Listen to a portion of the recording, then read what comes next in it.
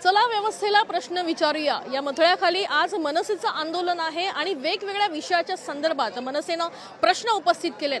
मात्र आपण बघतोय की माझ्या मागे आंदोलनाच्या या एकूणच पार्श्वभूमीवर आपण बघतोय की या ठिकाणी मनसैनिक जे आहेत ते हॉर्लिक्स आणि बोर्नव्हिटा गळ्यात घालून आलेले आहेत। काय नेमकं कारण आहे आपण त्यांच्याकडून जाणून घेऊया। दादा, का तुम्ही अशी ही अनोखी पद्धत आंदोलनाची घेतलेली आहे, काय तुमचं म्हणणं आहे नेमकं? एक तुम्ही पाहताय मॅडम की महाराष्ट्रापासून देश ओरडतोय आणि ह्या मुंबईमध्ये ज्याचं झाड पडून जे मुलगा वारला, परत महापौरांच्या समोरच एक माणूस गटरात पडतो, म्हणजे इतकी लोक ओरडत आहेत तरी ह्या लोकांना आपल्या सामान्य माणसाचा आवाज ऐकायला जात नाहीये। त्यांची काम करण्याची बुद्धी त्यांना नाहीये। ज्या लोकांच्या काम करण्यासाठी ईव्हीएम मध्ये घोटाळे करून हे निवडून आले त्यांना ती बुद्धी अजून आलेली नाहीये। त्यासाठी आम्ही सर्वच मनसेवाल्यांकडून त्यांना बॉर्नव्हिटा देतोय की त्यांची बुद्धी वाढावी, त्यांना हॉर्लिक्स देतोय की त्यांना काम करण्याची ऊर्जा मिळावी, कारण ते ढिम्म झालेले आहेत। आणि हा जो कुंभकर्ण आहे हा प्रशासनाचा कुंभकर्ण आहे, हा अत्यंत झोपलेला आहे आणि तो 6 महिने तरी उठायचा, पण हा 2014 पासून झोपलेलाच आहे। त्याच्यामुळे त्याला जागा करण्यासाठी हे आम्ही लोकांनी शक्कल लढवलेली आहे।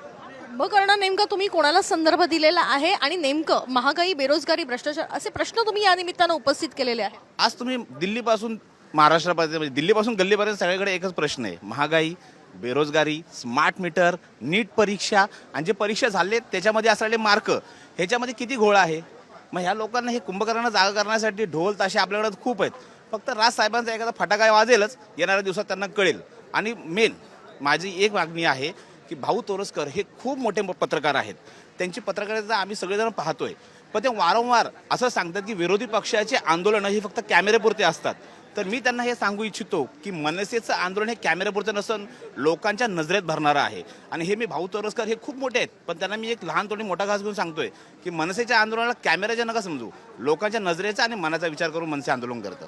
एकीकडे तुम्ही बघताय की सध्या तरुणाई जी आहे ती रस्त्यावर उतरलेली बघायला मिळत आहे आणि अशाच पद्धतीनं तुम्ही आता जसं बोलताय की तरुणाईला अनेकदा आपण बघतोय की हॉर्लिक्स, बोर्नव्हिटा अनेकदा पिताना बघायला मिळतो, पण तरुणाई रस्त्यावर उतरली आहे आणि आता याची नेमकी गरज कोणाला वाटते? आम्हाला खूप आहे, आमच्याकडे खूप एनर्जी आहे, या अधिकाऱ्यांना गरज आहे, मुंबई महानगरपालिकेच्या अधिकाऱ्यांना, दिल्लीमध्ये बसलेल्या अधिकाऱ्यांना, या सगळ्यांना ह्याची गरज आहे। आमच्याकडे खूप एनर्जी आहे, आमच्याकडे मनसे आणि राज साहेबांचं टॉनिक आहे, त्यामुळे आमच्याकडे खूप एनर्जी आहे। तुम्ही काय सांगाल, कारण की जसं बघतोय आपण आंदोलन जे आहे ते अधिक तीव्र होताना बघायला मिळत आहे, वारंवार ज्या पद्धतीनं तक्रारी केल्या जात आहेत, कुठेतरी त्याचा तुम्हाला वाटतंय की संदर्भ घेतला जातोय किंवा तक्रारींवर लक्ष ठेवलं जातं?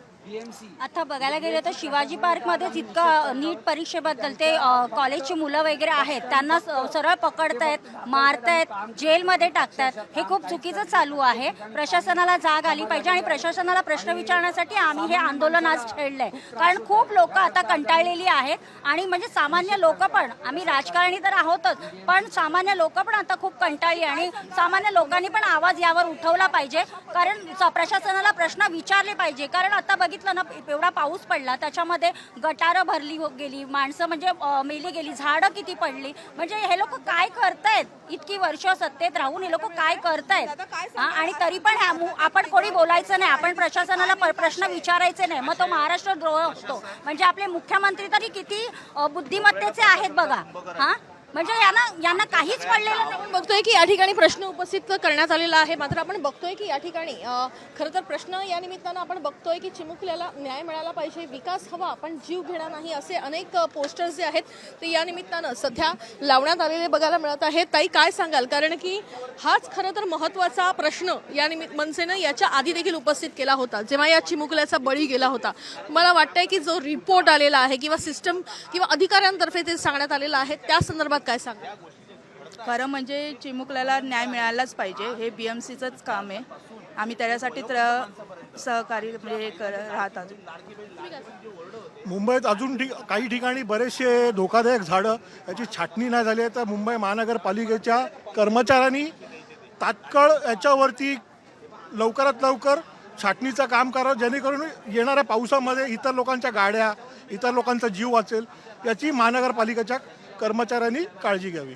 आपण बघतोय की अनेक खरं तर प्रश्न या ठिकाणी उपस्थित करण्यात आलेले आहेत. या प्रश्नांच्या माध्यमातून विविध प्रश्न हे मुंबई महानगरपालिकेला, सिस्टमला, अधिकाऱ्यांना या निमित्तानं विचारण्यात आलेले आहेत. त्यासोबतच आपण बघतोय की अगदी प्रतिकात्मक स्वरूपामध्ये काही विरोध जो आहे तो देखील या ठिकाणी सध्या करण्यात आला असल्याचं दिसून आलेलं आहे. कॅमेरा पर्सन विक्रमसह वैदेही काणेकर, साम टीव्ही न्यूज, मुंबई. साम टीव्ही मी नेहमी पाहतो, त्यावर दाखवलेल्या बातम्या रिलेट करतात.